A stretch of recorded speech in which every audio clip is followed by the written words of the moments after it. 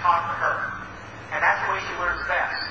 This is what removes you from not just being a supervisor, it takes you to being an outstanding leader of people and a great coach. Now, in my situation, I've got this room full of people, but I have to try to get to all of the learning styles. It's challenging me having a group of people like this. What is it that you think that I've done to try to take care of the visual learners? The handout, absolutely. Yeah, you got something to look at and read. What else? Yeah, PowerPoint presentation. So those are a couple things that kind of keep you spiked every so often so you don't doze off. How about the auditory learners? What do you think I do for the auditory learners? Simply talk, but you'll see my voice inflection. This is to keep you from falling asleep as well. So I use a lot of voice inflection, and I inject humor every so often to try to spike you. What do you think I do with the kinesthetic learner? Seven. Fill in the blanks. Yes, very good. I knew all these answers before I got here, by the way, folks. I could have told them before you. But it's to keep you active in the learning process. What else do I do? Walking back and forth. Yeah, I don't have to go to a bathroom, believe it or not. Yeah, I do this because I'm trying to keep you entertained. For those of you who have ever sat and watched somebody stand behind a podium for 2 hours and give a seminar, man, it's tough. So that's when you see people doing these things. That's what it's all about, to try to reach everybody. How about you don't say? Sometimes your actions speak louder than words. Be aware of the message you send your employees with your body language. I guess a little chair here real quick. Let's just say you have an employee who comes to you and says, Brad, I got a whole pub. Can I talk to you about it? And you go, oh, yeah. And you sit there and you listen to them when you got your leg over your bouncing. As they're talking to you. What message do you see that this has? Yeah. Impatience, lack of interest, urgency. This basically says, nice story, but don't give a rip. Yeah. Hand on the telephone. Now, I was guilty of this one. I had an employee who just busted my office. He's about probably 275 pounds, big guy. He just busted my office door, almost scares me. Sits down in my chair in front of my desk and starts talking to me about things when I got a lot of things to do. He doesn't have the wishes to do so. I found myself with my hand on my telephone. I would go right with my hand on the telephone. I was sitting there talking to him one day. I looked where I thought, what the heck's that doing over there? I don't have to make a call. But I finally realized I was trying to get him to see that I got things to do. I got a call to make right here. I found myself doing it without even thinking about it. Raising an eyebrow. So you might have a good friend come to you and say, I swear I did not have sexual relations with that woman.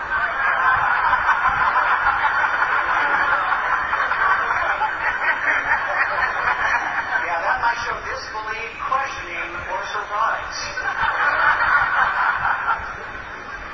Nodding your head. Now, nodding your head's a cool thing. See, when you're nodding your head, you're telling the person you're right with them on the story. So you have that employee come in and say, oh, I got no problem, Brad. And you go, oh, sure, tell me about it.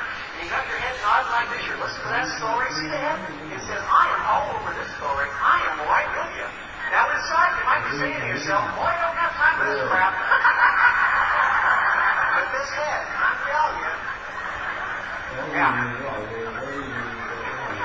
Leaning forward. Now, what you're seeing, whether you're standing, leaning forward, that has a different size to it.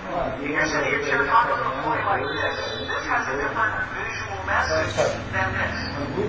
It's very easy to see. This says, I'm interested in you, and this one kind of says, 10 hours.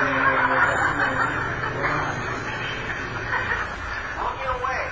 When your cashiers are working with customers, make sure that during the time that they are face-to-face with that person, they're keeping their attention on that person.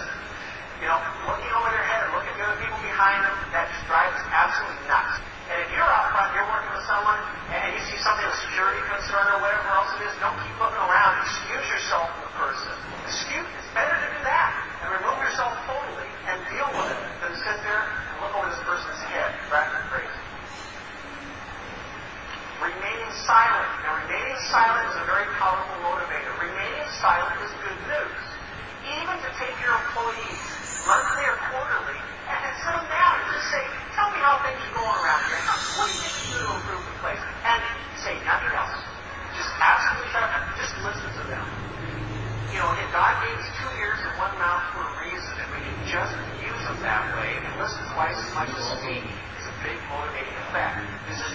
when customers come in and customers are complaining about something, again, let them just listen. Let them get it out themselves. Crossing the arms on the chest. This is rarely used when anybody comes over to you like this. This is just not good news most of the time. This is a defensive mechanism. This means they're putting up a barrier. It's an invisible barrier, obviously, but it's a barrier between you and them. They have some anxiety, and this is a sign right here. They're not going to let you get to them. So if you have a customer that comes in or an employee, their arms are folded like this, as you do some of the things we just talked about, watch the arms. If they come down, that means that you've dropped that barrier. And some of them just come from simply just listening or leaning forward, nodding your head, and some of these things we just talked about. Slouching shoulders. Watch your posture while you are in your restaurant. If you are in your restaurant, keep your energy up. Even if you are weak, keep your shoulders rolled back, keep your energy up, let them see that energy in you. Just take one time for an experiment. Walk into your restaurant and just do this. Try that. All of a sudden, you look around your restaurant, all the employees are going, oh, my. Just like that. Widening of the eyes. Widening of the eyes is motivation, anxiety, interest, or it could be a holdup. Here's one of the top motivators for employees. The number one motivator still is, after about 20-something years, recognition. Simply recognize an employee for doing something good. An employee would rather have some praise a few times per week or once a day than they would 25 or 50 cent an hour raise. It means more to them. The employees will tell you, no, I want money. Not true. Non-cash awards. Non-cash awards can be gift certificates. It can be a half a day off or a couple hours off, some free time. It can be Microsoft stock. Wherever you got around, throw it out there. Being listened to. Again, a very big motivator. Sitting down with employees and saying, just tell me what's going on. Tell me how you feel about things. And let them just speak. Big motivator. Top demotivators. Office politics. They will kill you. We talked about that. Don't get in the middle of it. Let them work it out together. Unclear expectations. Hypocrisy and being taken for granted. Reasons why employees leave companies. Well, 34% is from limited recognition or praise. Reinforcement we learned earlier. 29% is compensation in some form. 13% limited authority. 9% personal conflicts. And it is 16% other. Now, here's top qualities of an outstanding employee. Hold these things up to yourself and hold them up to your employees and find out how do they stand up. You have a positive attitude? Are you enthusiastic? Are you determined? Motivated? Confident? Optimistic? Dedicated? Happy? Are you a good listener? Are you patient? And the best hiring practices are still, bar none, hire to smile and train the skill. You cannot train people to smile.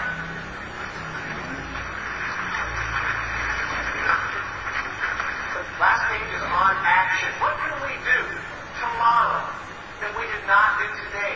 What are some of the tools that we can put into place to make some behavior change occur? These are just ideas. The first one is a personal action plan. See, few of us like being told what to do, and very few of us obviously like being dictated to. I'd like you to fill the word dictated. We don't like being dictated and told what to do. As I said earlier, when you tell an employee, I want you to do this, they go, I don't think so. That is just the way we are. What I'd like you to think about is maybe sitting an employee down and saying, what are some of the things that you can do to begin to exceed customer expectations? What can you do to improve your performance? And ask them about the things that they would do to change and see what they can come up with.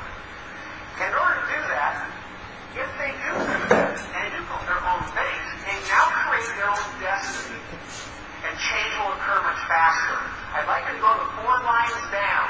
Far right-hand blank there. 4 lines down. Right side, the employee has now created their own destiny. And they'll feel more responsible and more accountable about making a change.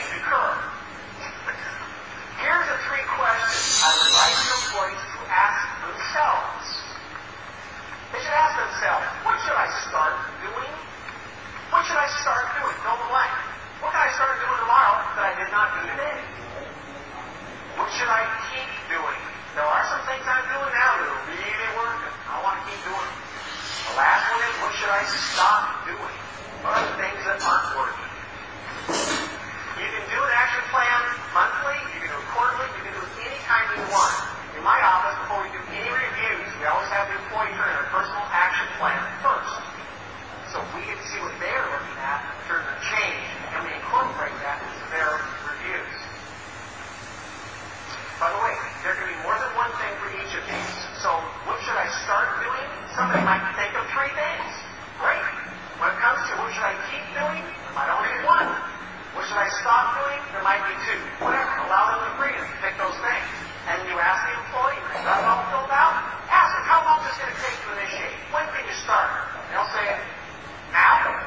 Great. It'll happen much faster that way than if you try to mandate. Mentoring. Now, mentoring is not new. I'm not trying to paint it as a new theory, but I would like you to understand the reason why.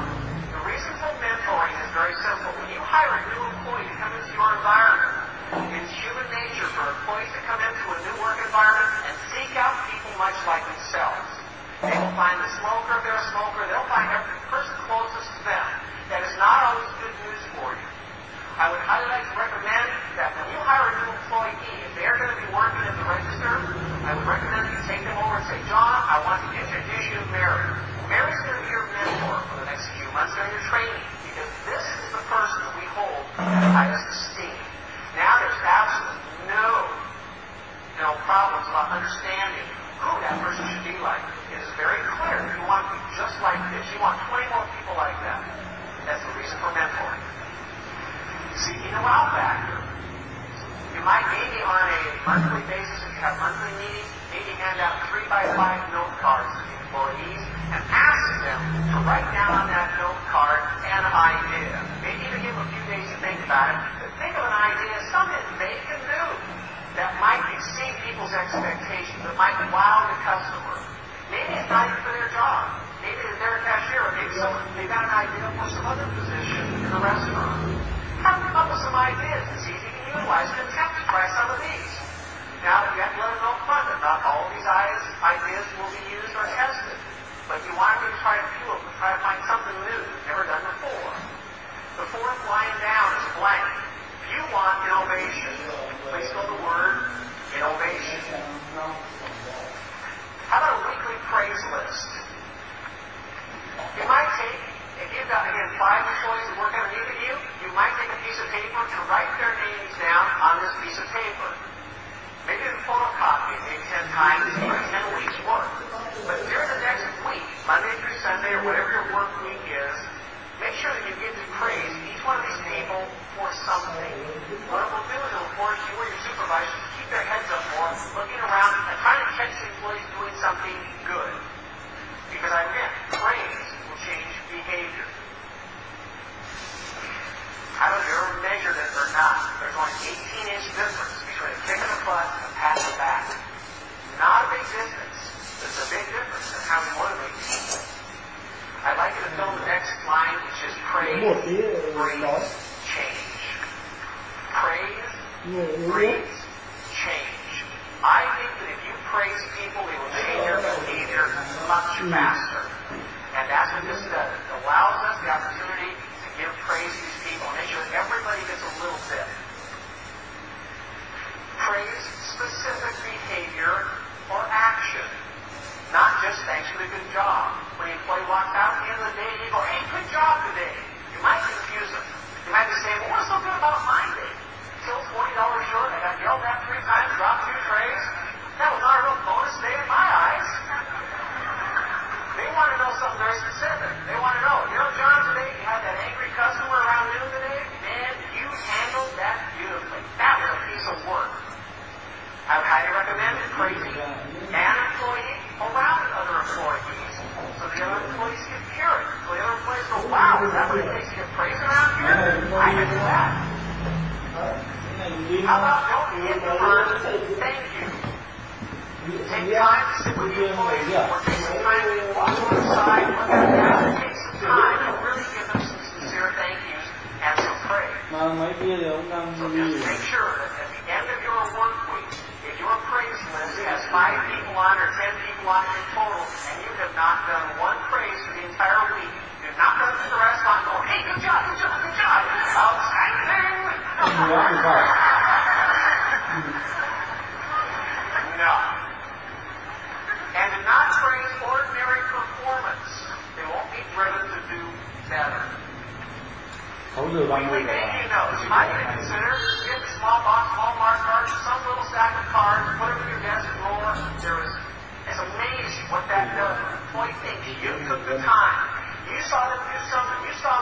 tray out for a senior citizen, open a door for a senior citizen. They did something. You went, wow, that was really neat.